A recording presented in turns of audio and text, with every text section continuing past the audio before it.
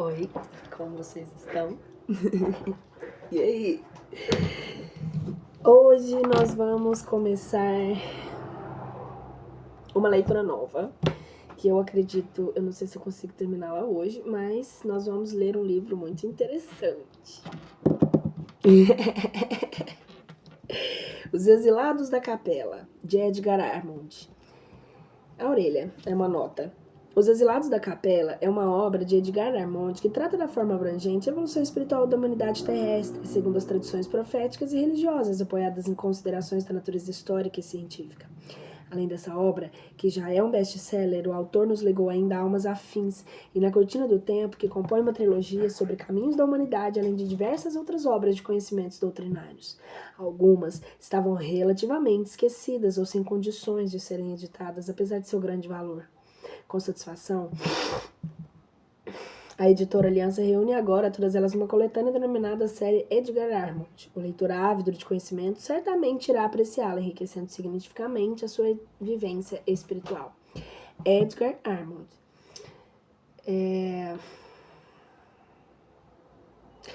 Os Exilados, uma advertência. Essa não é uma obra de erudição ou de ciência ou que se apoia em documento ou testemunhos oficialmente aceitos e de fácil consulta. É um simples ensaio de reconstituição histórico-espiritual do mundo realizado ao auxílio da inspiração. Inspiração é um fenômeno psíquico segundo o qual as ideias e pensamentos são emitidos e recebidos telepaticamente. Nada, pois, de estranhável que se lhe dê valor relativo à atenção a algumas fontes de consulta recorridas, dentre as quais se destacam a Gênese de Moisés, a Gênese de Allan Kardec, A Caminho da Luz de Emmanuel, psicografado por Francisco Cândido Xavier.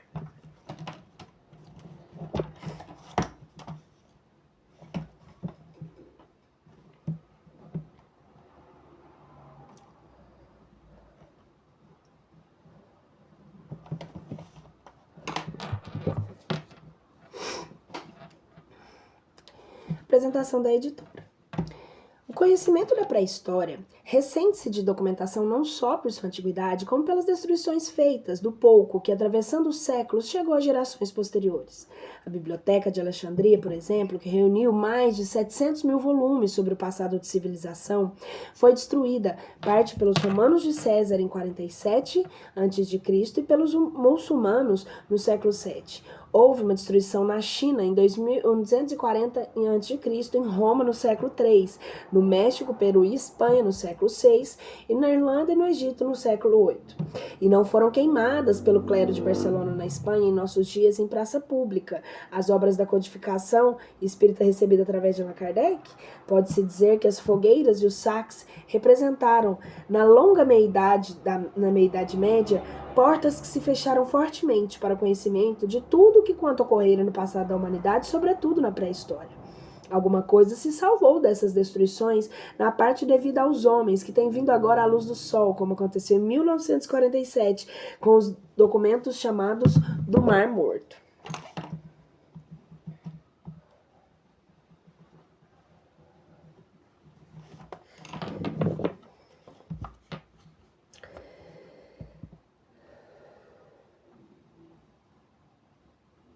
Esse trabalho de levantamento do passado está recebendo agora um forte impulso por parte de devotados investigadores na forma de publicações literário-científicas animadas de um interesse que não se esgota. Esse livro, editado pela primeira vez em 1951, filia-se a esse setor de publicações conquanto se refere na realidade a assuntos espirituais e religiosos, imigrações de espíritos, vindos de outros orbes, afundamento de continentes lendários e transferência de conhecimentos, ou melhor, de tradições espirituais do Ocidente para o Mediterrâneo há milênios. É um livro pioneiro na utilização didático-doutrinária desses conhecimentos ilúcidos incluídos pelo autor nos programas da Escola de Aprendizes do Evangelho da Inscrição Espírita, fundada em 1950, destinada a promover a aculturação de todos aqueles que desejam realizar a sua espiritualização na linha iniciática cristã, nos modos estabelecidos pela doutrina dos Espíritos. A terceira edição vem a público com revisão ortográfica e a atualização de dados históricos e técnicos. São Paulo, janeiro de 1999. A editora. Título. Muitas vezes, em momentos de meditação, vieram-nos à mente a interrogações referentes às permutas e migrações periódicas de populações entre os orbes no que diz respeito à Terra, as ligações que, porventura, teriam tido uma dessas imigrações, a dos habitantes da Capela, com a crença universal planetária do Messias, bem como seu advento, ocorrido na Palestina. A resposta a estas perguntas íntimas aqui está em parte ocorrida seguindo o dado do ponto de vista. É o argumento central desta obra, é escrita sem nenhuma pretensão subalterna, mas unicamente para satisfazer o desejo tão natural de quem investiga a verdade e de auxiliar a tarefa daqueles que se esforçam no mesmo sentido. Não há nada aqui que tenha valor em si mesmo, quanto à autoria do trabalho, salvo o esforço de corrigir e comentar de forma, aliás, muito pouco ortodoxa, dados esparsos e complementares existentes aqui e ali, para com eles erigir esta síntese espiritual da evolução do homem planetário. O autor, os exilados da Capela, eis o astro benigno, o luminoso mundo, o paraíso dos sonhos, que perdemos talvez para sempre.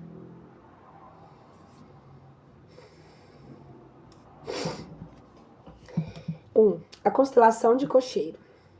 Nos mapas zodiacais em que os astrônomos terrestres compulsam em seus estudos, observa-se desenhada uma grande estrela na constelação de Cocheiro, que recebeu na Terra o nome de Cabra ou Capela, magnífico sol entre os astros que nos são mais vizinhos, ela na sua trajetória pelo infinito, faz-se acompanhar igualmente da sua família de mundos, cantando as glórias divinas do ilimitado, a caminho da luz do Emmanuel, capítulo 3. A constelação do Cocheiro é formada por um grupo de estrelas de várias grandezas, entre as quais se inclui a Capela de primeira grandeza, que por isso mesmo é a alfa da constelação. Capela é uma estrela inúmeras vezes maior que o nosso Sol. Se esse fosse colocado em seu lugar, mal seria percebido por nós à vista desarmada. Dista da Terra, cerca de 45 anos-luz de distância, que em quilômetros se representa pelo número de 4.257 seguido de 11 zeros. Na abóbada celeste Capela está situada no hemisfério boreal, limitada pelas constelações da Girafa, Perseu e Lince. O quanto ao zodíaco, a sua posição entre Gêmeos e Tauro. Conhecida desde a mais remota antiguidade, Capela é uma estrela gasosa, segundo afirma o célebre astrônomo e físico inglês Arthur Stanley Eddington, que nasceu em 1882 e morreu em 1944. E de sua matéria tão fluídica que a sua densidade pode ser confundida com o do ar que respiramos.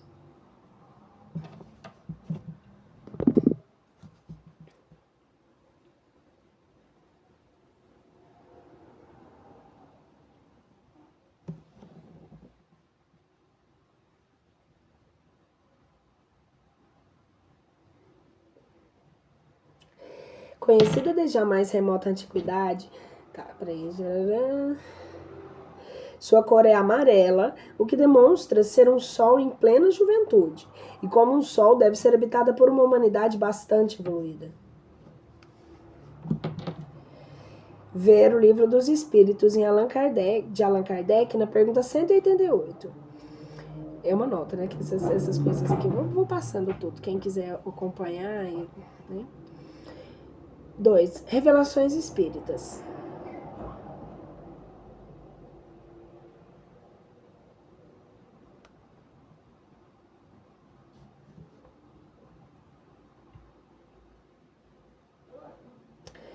A doutrina espírita é realmente uma fonte de ensinamentos, não só no que respeita à imortalidade da alma e às suas reencarnações periódicas, às condições de vida nos planos invisíveis que representa com detalhes jamais revelados, ao conhecimento do ego e das hierarquias espirituais, às sutilíssimas intercorrências kármicas, ao intercâmbio dos seres habitantes diferentes do mundo e aos processos mediante aos quais se opera, como também ao complexo infinito panorama da vida cósmica, que como uma imensa fonte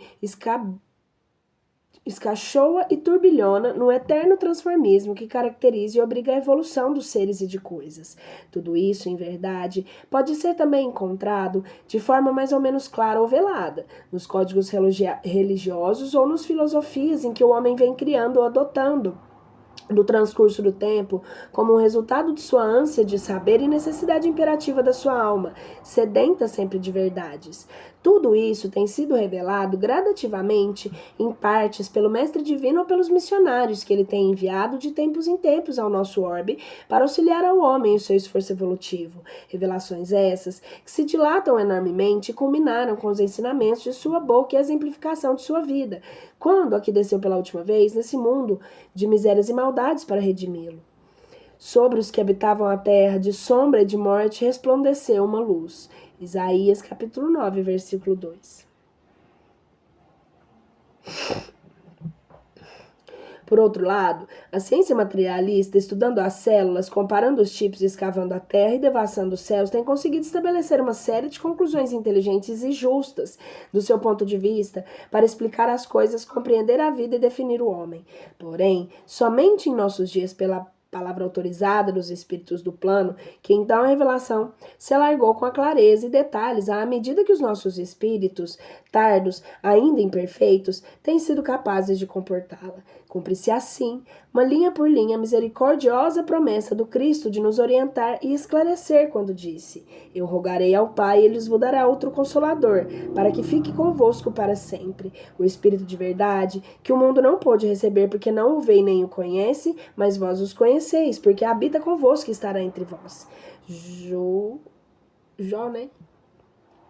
O João. Jordão, é o que? Me deu um branco. E eu tô lendo a Bíblia, poxa. 14, 16, 17. Ainda um pouco e o mundo não me verá mais, porém vós me vereis, porque eu vivo e vós vivereis. Jó capítulo 14, 19. Deve ser Jó ou João, tá? Não, vos deixarei órfão e voltarei para vós. Ainda tenho muitas coisas para vos dizer, mas não podeis suportar. Agora, porém, quando vier aquele Espírito de verdade, ele vos ensinará todas as coisas e guiará em toda a verdade. Sim, não nos deixará órfão e realmente não nos tem deixado. Já é grande e precioso o acervo de verdades de caráter geral que nos tem sido trazido, principalmente após o advento da terceira revelação pela mediunidade, e, sobretudo, nos terrenos da moral e das revelações espirituais entre os mundos. Porém, é necessário também que se diga nesse outro setor, mais transcendente dos conhecimentos cósmicos, um imenso horizonte.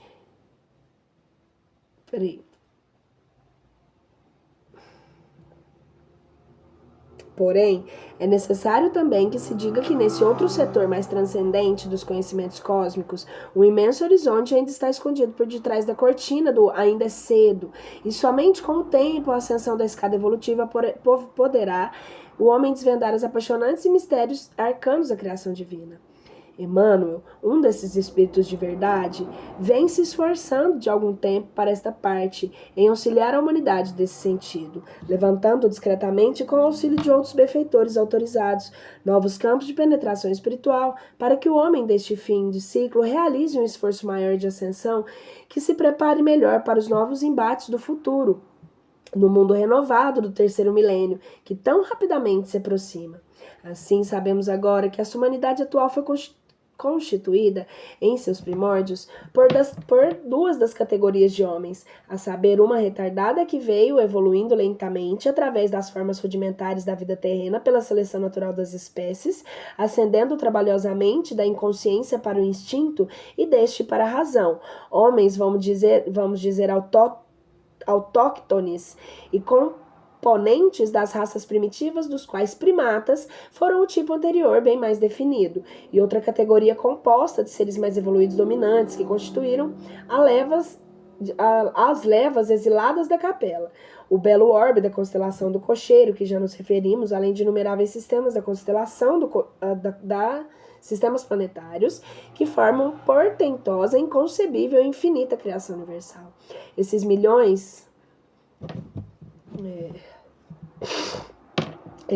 de advenas, para aqui transferidos, em época impossível de ser agora determinada, eram detentores de conhecimentos mais amplos e de entendimentos mais dilatados em relação aos habitantes da Terra, e foram o elemento novo que arrastou a humanidade animalizada daqueles tempos para os novos campos de atividade construtiva, para a prática da vida social. Sobretudo, deu-lhe as primeiras acho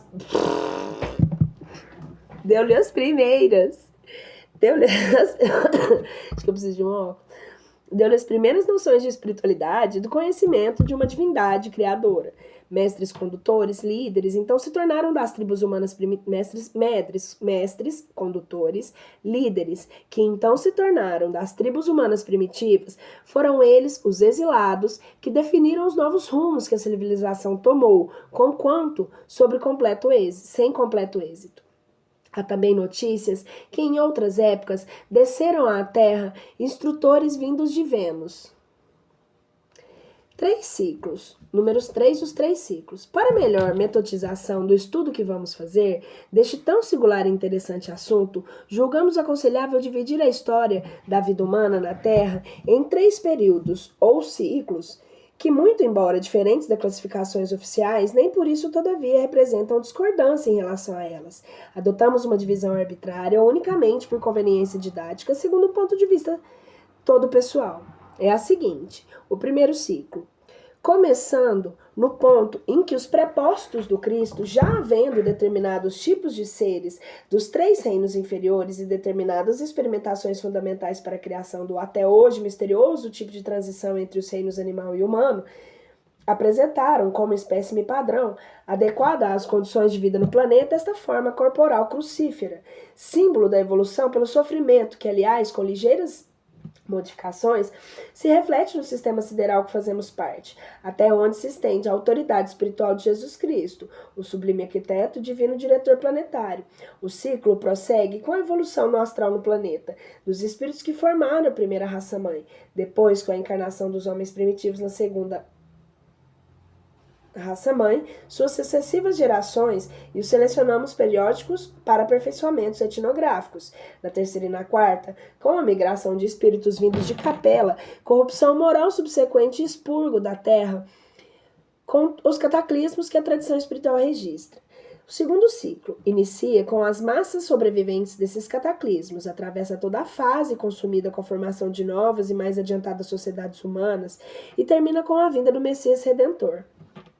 Terceiro ciclo. Começa no Gólgota, com o último sacrifício do Divino Mestre, vem até nossos dias, devendo encerrar-se com o advento do terceiro milênio em pleno aquário, quando a humanidade sofrerá novo expurgo, que é o predito por Jesus nos seus ensinamentos anunciados desde antes pelos profetas hebreus, simbolizados por João no Apocalipse e confirmado pelos emissários da terceira revelação, época em que se iniciará na Terra um período de vida moral mais perfeito, para tornar a realidade os ensinamentos contidos dos evangelhos cristãos.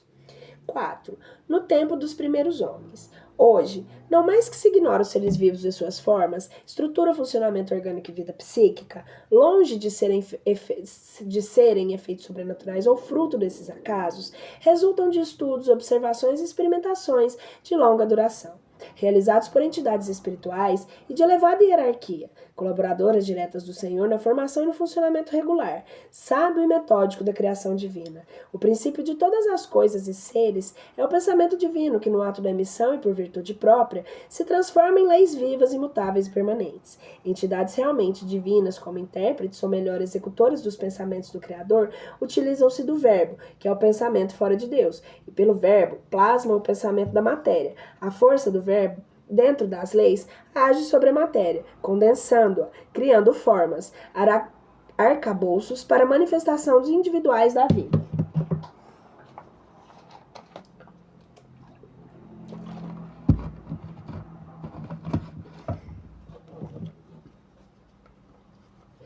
O pensamento divino só pode ser plasmado pela dinâmica do verbo, e este só pode ser emitido por entidades espirituais individualizadas, o que o absoluto não é. Intermediários existentes fora do plano absoluto, mas que possuam força e poder para agir no campo da criação universal. Assim, quando o pensamento divino é manifestado pelo verbo, ele se plasma na matéria fundamental pela força da mesma enunciação, dando nascimento à forma, criação visível, aparencial. Ver o Livro dos Espíritos de Allan Kardec, perfis 22 e 27, que é a nota da editora. Sem o verbo não há essa criação, porque ela não se concretizando na forma é como se não existisse, permaneceria como pensamento divino e revelado no campo da existência abstrata.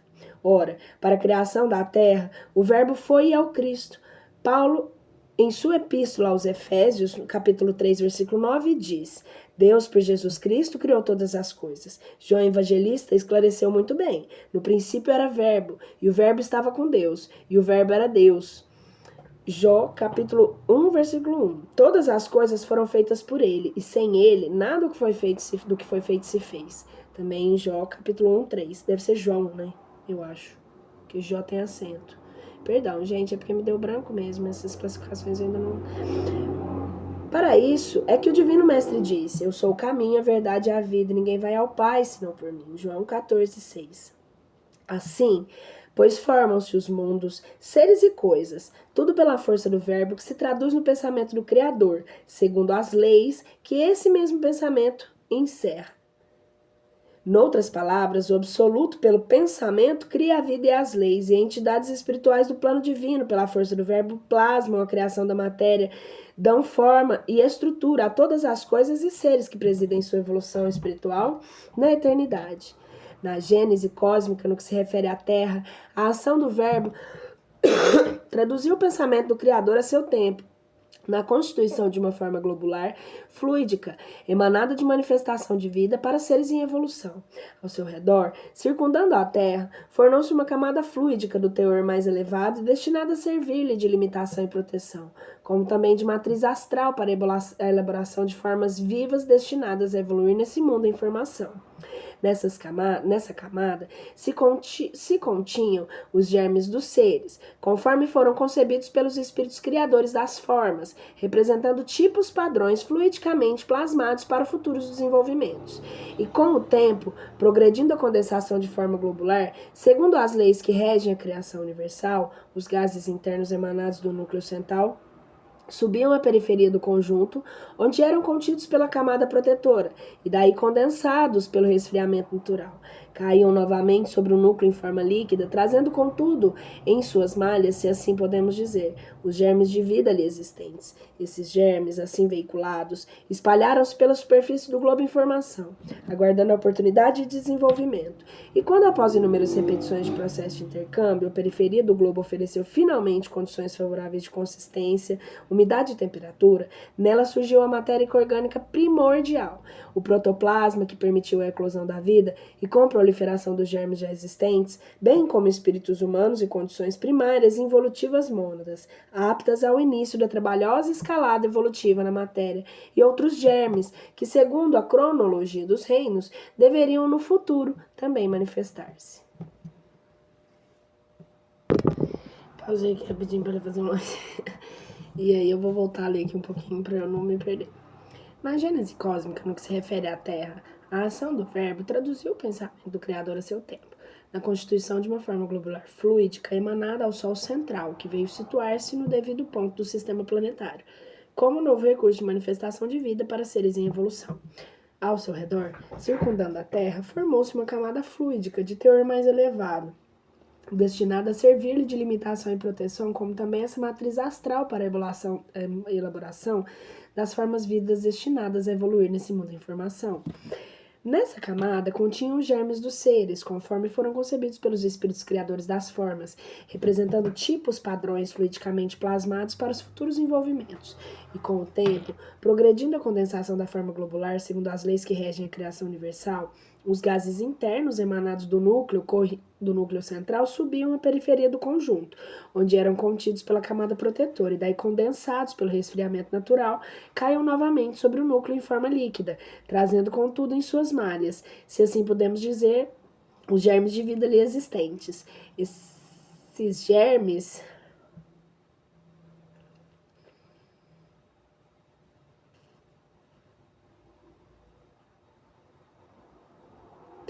Esses germes assim veiculados espalharam-se pela superfície do globo em formação, aguardando a oportunidade do desenvolvimento. E quando, após inúmeras repetições desse processo de intercâmbio, o preferido globo ofereceu finalmente condições favoráveis de consistência, umidade e temperatura, nela surgiu a matéria orgânica primordial, o protoplasma, que permitiu a eclosão da vida com a proliferação dos germes já existentes, bem como os espíritos humanos em condições primárias involutivas, mônadas aptas ao início da trabalhosa escalada evolutiva na matéria, e outros germes que, segundo a cronologia dos reinos, deveriam no futuro também manifestar-se. Os seres vivos da Terra, com as formas que lhe foram atribuídas pelo verbo e seus prepostos, apareceram no globo há centenas de milhões de anos, primeiro nas águas, depois na terra. Primeiro os vegetais, depois os animais, todos evoluindo até os seus tipos mais aperfeiçoados. Segundo pesquisas e conclusões da ciência oficial, a Terra, em 2 bilhões de anos de existência, tendo vivido 1 bilhão de anos em processo de ebulição e resfriamento, após o que somente então surgiram os primeiros dotados de vida. Até Louis Pasteur, 1822-1895, químico e biólogo francês, a opinião do Fome sobre os cientistas sobre a origem dos seres era a teoria da geração espontânea, segundo a qual os seres nascem espontânea e exclusivamente das substâncias materiais naturais, como, por exemplo, larvas e micróbios nascendo do elemento de decomposição. Com as pesquisas e conclusões deste eminente sábio francês, o conhecimento se modificou e ficou provado que os germes nascem uns dos outros, não tendo valor científico a suposição da geração espontânea, conquanto o problema continuava ainda de pé em relação ao primeiro ser, do qual os demais se geraram. Em 1953, o bioquímico americano Wendell Meredith Stanley 1904-1971, isolou um micróbio incomparavelmente mais primitivo que qualquer dos demais concebidos até então e que se reproduzia mesmo depois de submetido ao processo de cristalização. Como até então nenhum ser vivo pudera ser cristalizado e continuar a viver, daí se concluiu que o ser em questão era intermediário entre matéria inerte e matéria animada para a vida. Admitiram os pesquisadores que esse fato veio preencher a grande lacuna existente entre os seres vivos mais atrasados e as mais complexas substâncias orgânicas inanimadas, como por exemplo as proteínas. Esse ser seria, então, academicamente falando, o ponto de partida para gerações dos seres vivos na Terra, os quais há 1,5 bilhão de anos vêm evoluindo sem cessar, aperfeiçoando as espécies e suas atividades específicas. Nesses primórdios da evolução humana e no ápice do reino animal, estavam os símios, muito parecidos com os homens, porém ainda animais, sem aquilo que justamente distingue o homem do animal, a saber, a inteligência. Deste ponto em diante, por mais que investigasse a ciência, não conseguiu localizar um tipo intermediário de transição bem definido entre o animal e o homem. Descobriu fósseis e de outros reinos pôde classificá-los, mas nada obteve sobre o tipo de transição para o homem. Todo esforço se reduziu a uma exumação de 2 ou 3 crânios encontrados algures que foram aceitos a título precário, como pertencentes a esse tipo desconhecido e misterioso a que estamos referindo. Realmente, em várias partes do mundo, foram descobertos restos de seres que, após exames acurados, foram aceitos como pertencentes a antepassados do homem atual. Segundo a ciência oficial, quando o clima da Terra se amenizou em princípios do Mioceno, uma das 4 grandes divisões da Terra terciária, isto é, o período geológico que antecedeu o atual, e os antigos bosques tropicais começaram a ceder lugar aos prados verdes, os antigos seres vivos que moravam nas árvores foram descendo para o chão, e aqueles que aprenderam a caminhar erguidos formaram a estirpe da qual descende o homem atual. Esses últimos que conseguiram erguer-se, entre eles, prevaleceu um tipo que foi chamado de procônsul, mais ou menos há 25 milhões de anos, o que era positivamente um símio. E os tipos foram evoluindo até que mais ou menos há 1,5 milhão de anos surgiram as espécies mais aproximadas do tipo humano.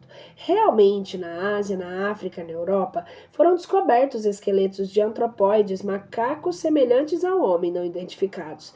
Nas camadas de Pleistoceno inferior, também chamado Paleolítico, período antigo da Era da Pedra Lascada, e no Neolítico, que é a Era da Pedra Polida, vieram à luz instrumentos e objetos e restos de dentes, ossos e chifres cada vez mais bem trabalhados. O Pleistoceno corresponde ao começo da Era Quaternária, os tempos chamados pré-históricos.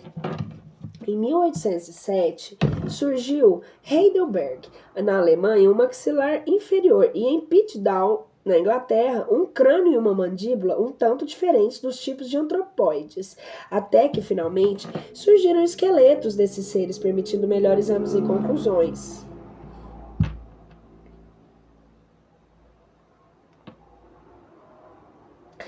Primeiramente, surgiram criaturas do tamanho de um homem que andavam de pé, tinham um cérebro pouco desenvolvido, as quais foram chamadas de Pitecantropo, ou homem de Java, que viveram entre 550 e 200 mil anos atrás. Em seguida, surgiu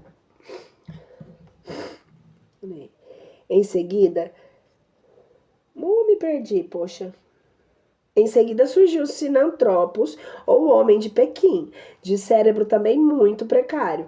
Mais tarde surgiram os tipos de cérebro mais evoluídos, que viveram de 150 a 35 mil anos atrás, e foram chamados de homem de solo na Polinésia, de Florisbade na América do Sul, da Rodésia na África, e o mais generalizado de todos, chamado Homem de Neandertal, no centro da Europa, cujos restos em seguida foram também encontrados em outros continentes.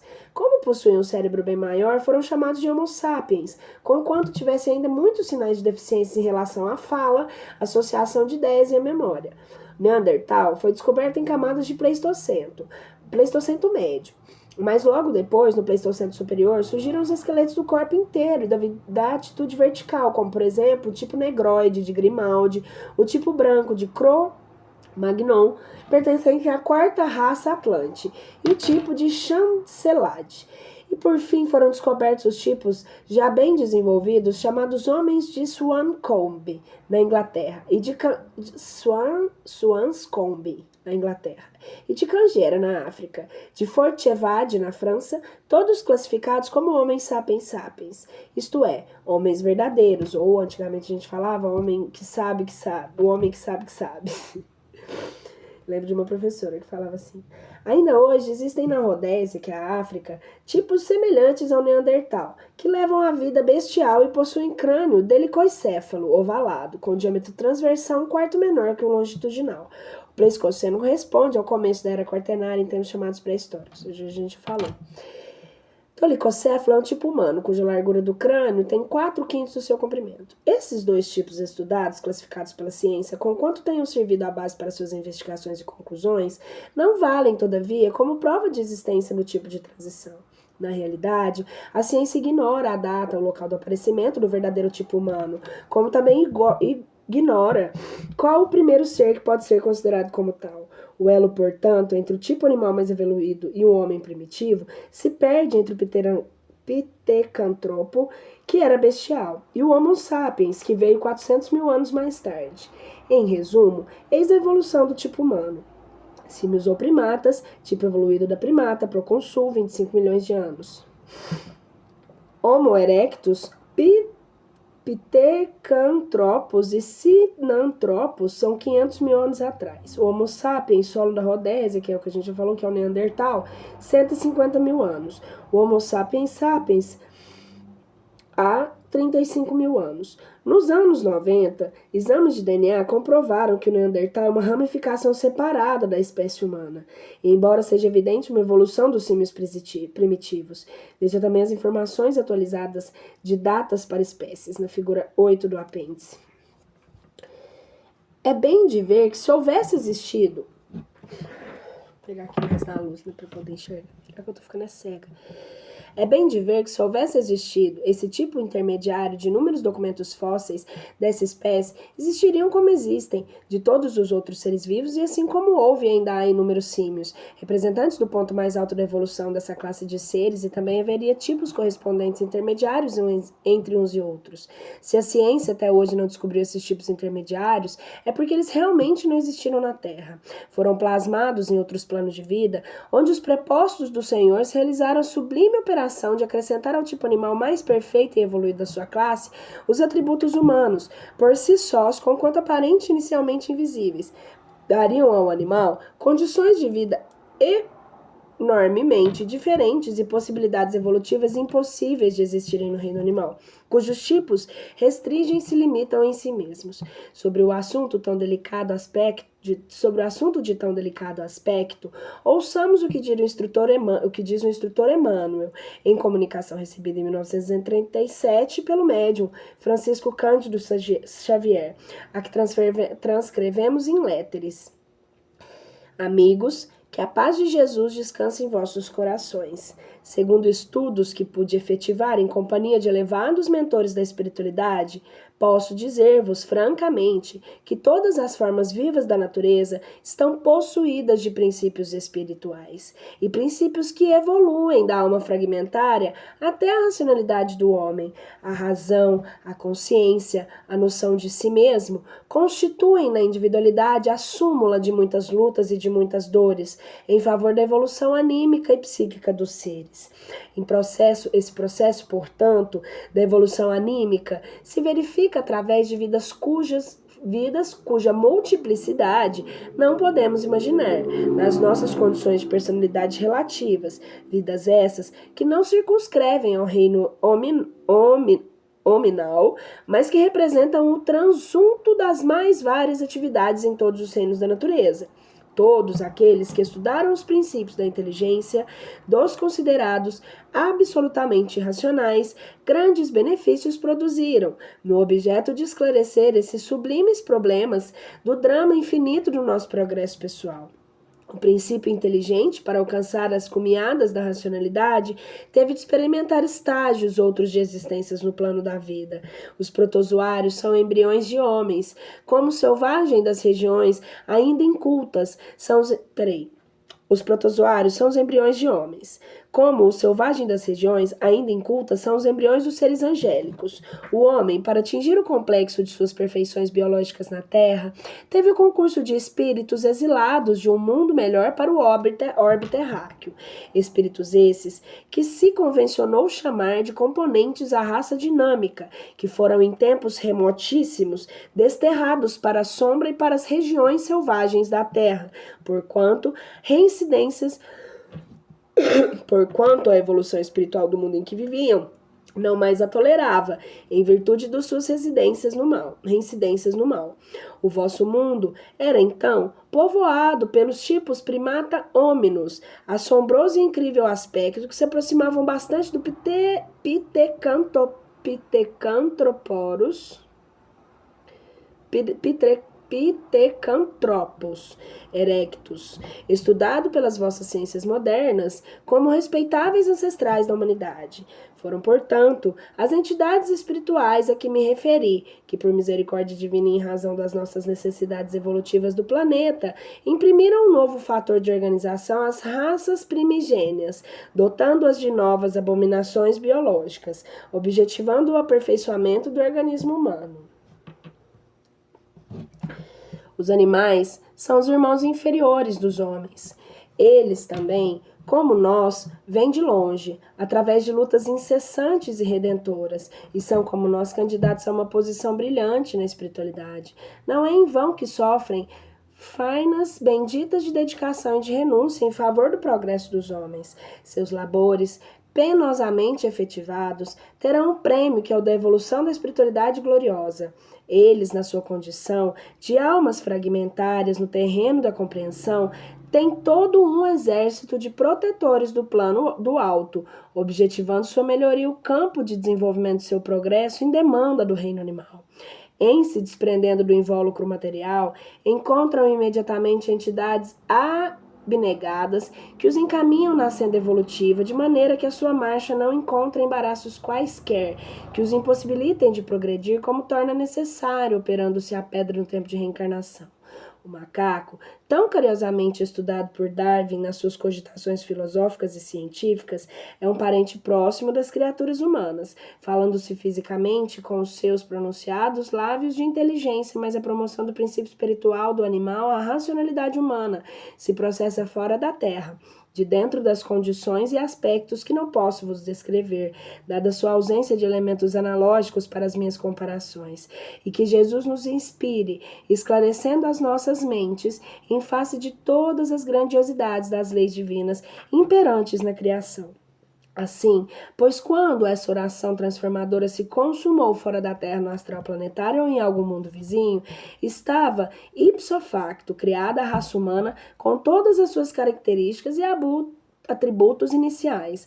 A primeira raça-mãe, que a tradição espiritual oriental definiu da seguinte maneira: espíritos ainda inconscientes habitando corpos fluídicos pouco conscientes. As encarnações da segunda raça. Quando cessou o trabalho de integração de espíritos animalizados nesses corpos fluídicos e terminaram a sua evolução, aliás, muito rápida nessa raça padrão, o planeta se encontrava nos fins de seu terceiro período geológico e já oferecia condições de vida favoráveis para seres humanos encarnados. Já de muitos seus elementos materiais estavam estabilizados, o cenário foi julgado e apto a receber o Rei da Criação. Iniciou-se, então, essa encarnação nos homens primitivos, formadores da segunda raça-mãe, que a tradição esotérica também registrou com as seguintes características: espíritos habitando formas mais consistentes, já possuidores de mais lucidez e personalidade, porém ainda não fisicamente humanos. Iniciou-se com esses espíritos um estágio de adaptação na crosta planetária, tendo como teatro grande continente da Lemúria. Esta segunda raça deve ser considerada como pré-adâmica.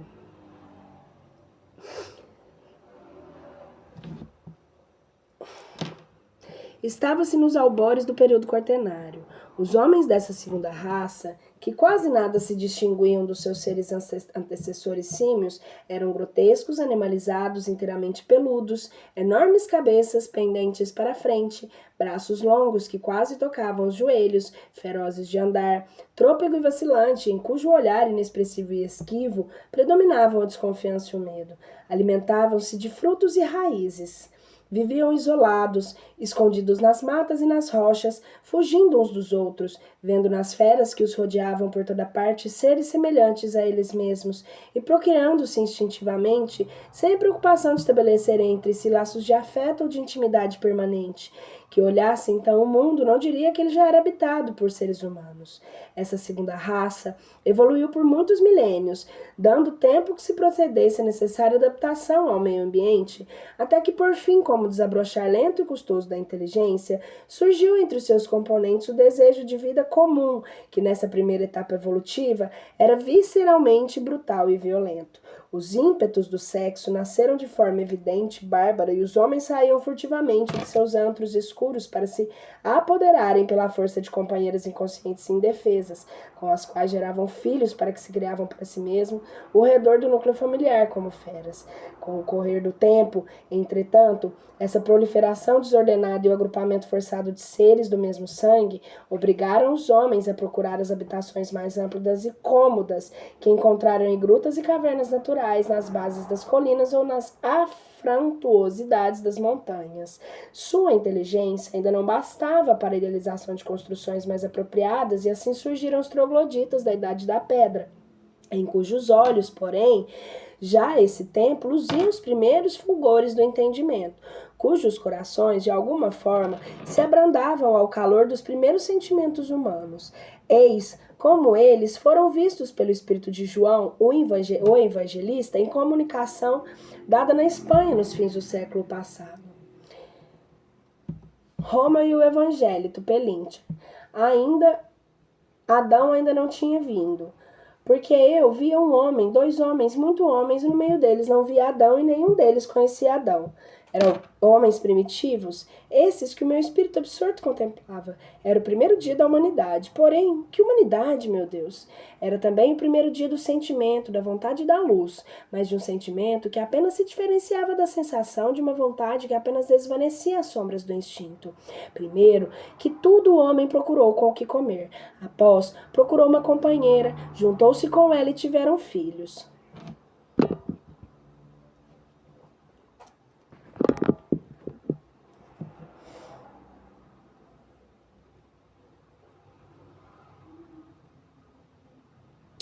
Meu espírito não via o homem do paraíso. Via muito menos que o homem, coisa pouco mais que um animal superior. Seus olhos não refletiam a luz da inteligência. Sua fonte desapareceria sobre o cabelo áspero e rijo da cabeça. Sua boca, desmesuradamente aberta, prolongava-se para diante. Suas mãos pareciam com os pés e frequentemente tinham um emprego destes. Uma pele pilosa e rija cobria suas carnes duras e secas, que não dissimulavam a fealdade do esqueleto. Ó, se tivesseis visto como eu, o homem do primeiro dia, com seus braços magros e esquálidos caídos ao longo do tempo, com suas grandes mãos pendidas até os joelhos, vosso espírito teria fechado os olhos para não ver e procuraria o sono para esquecer. Seu comer era como devorar. Bebia baixando a cabeça e submergindo os grossos lábios nas águas. Seu andar era pesado e o vacilante como se a vontade não interviesse. Seus olhos vagavam sem expressão pelos objetos, como se a visão não refletisse em sua alma. Seu amor e seu ódio, que nasciam de suas necessidades satisfeitas ou contrariadas, eram passageiros como as impressões que se estampavam em seu espírito grosseiros como as necessidades que tinham em sua origem. O homem primitivo falava, porém, não como homem. Alguns sons guturais, acompanhados de gestos,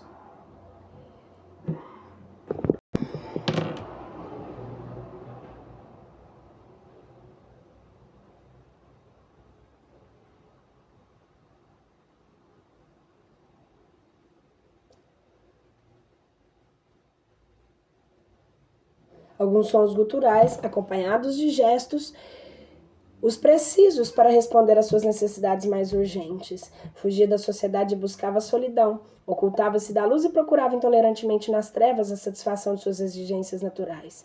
Era escravo do mais grosseiro egoísmo.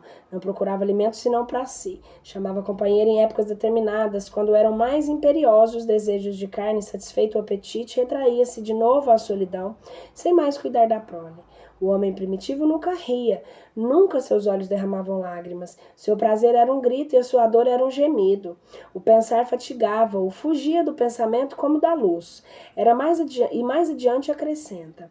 Esses homens brutos do primeiro dia do predomínio orgânico gerou a força muscular, e a força subjugada pela carne gerou o abuso da força. Dos estímulos da carne nasceu o amor, do abuso da força nasceu o ódio, e a luz, agindo sobre o amor e sobre o tempo, gerou sociedades primitivas. A família existe pela carne, a sociedade existe pela força. Moravam as famílias à vista de todos, protegiam-se, criavam rebanhos, levantavam tendas sobre troncos e depois caminhavam sobre a terra. O homem mais tarde é o senhor da tribo, a tribo mais poderosa é o lobo das outras.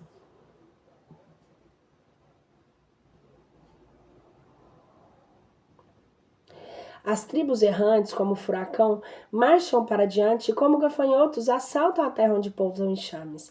Assim, como bem deixa ver o evangelista, no final da sua comunicação com o correr dos tempos, as famílias foram se unindo, formando tribos e se amalgamando, cruzando tipos, elegendo chefes e elaborando as primeiras regras de vida em comum, que visavam preferentemente as necessidades materiais da subsistência e da procriação.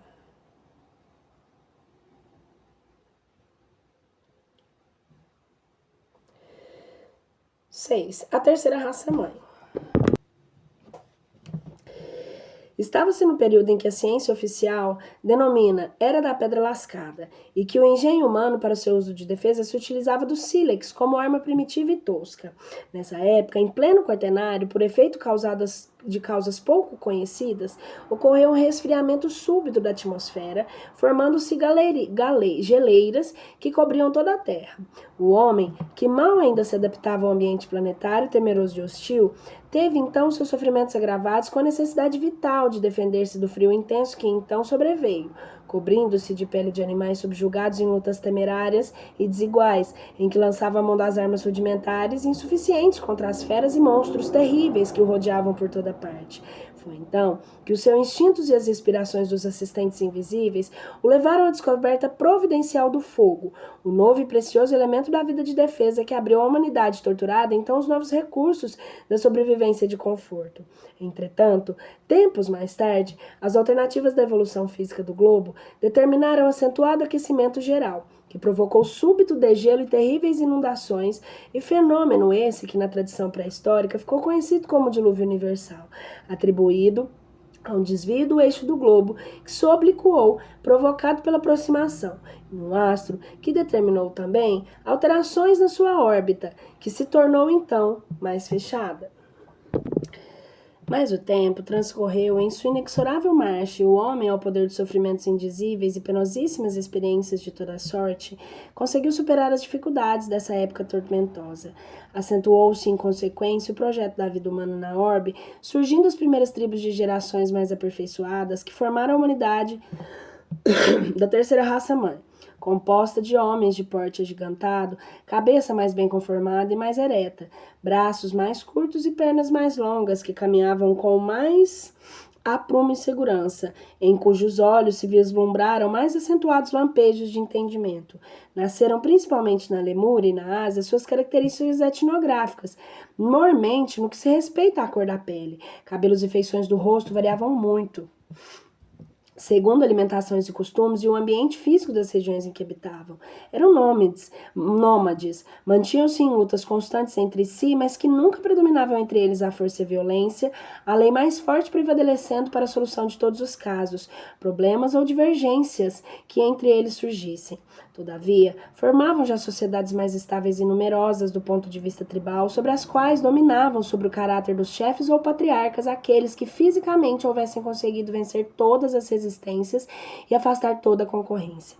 Do ponto de vista espiritual ou religioso, essas tribos eram ainda absolutamente ignorantes e já alguma forma fetichista, pois adoravam, por temor à superstição instintiva, fenômenos que não compreendiam e imagens grotescas, representativas tanto de suas próprias paixões e impulsos nativos, como de suas forças maléficas ou benéficas, que ao seu redor se manifestavam perturbadoramente.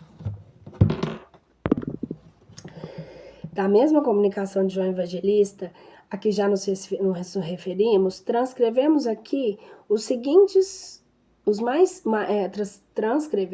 mais os seguintes evocativos períodos. Depois do primeiro dia da humanidade, o corpo do homem aparece menos feio e menos repugnante à contemplação da minha alma. Sua fronte começa a debuxar-se na parte superior do rosto, quando o vento açoita, elevando as ásperas melenas que a cobrem.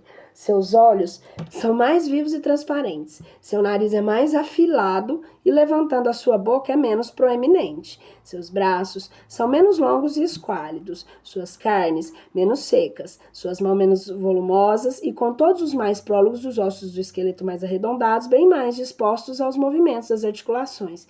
Maior elasticidade existe nos músculos e mais transparência na pele, que cobre todo o corpo. No seu olhar, se reflete primeiro o raio de luz intelectual como o primeiro despertar do seu espírito adormecido. Do seu caminhar já menos lerdo e vacilante, adivinha-se a ação inicial da vontade, o princípio das manifestações espontâneas. Procura a mulher e não mais a abandona. Assiste-lhe no nascimento dos filhos, com quem reparte o calor e o alimento. O sentimento começa a despertar-lhe. A humanidade, nessa ocasião, estava num ponto em que uma ajuda exterior era necessária e urgente, não só para consolidar aos poucos e laboriosos passos, palmilhados, como principalmente para lhe dar diretrizes mais seguras e mais amplas no sentido evolutivo. Em nenhuma época da vida humana tem-lhe faltado o auxílio do alto, que quase sempre se realiza pela descida dos emissários autorizados. O problema da Terra, porém, naqueles tempos, exigia sua solução de medidas mais amplas e mais completas do que, aliás, não tardaram a ser tomadas pelas entidades espirituais responsáveis pelo progresso planetário, como veremos em seguida.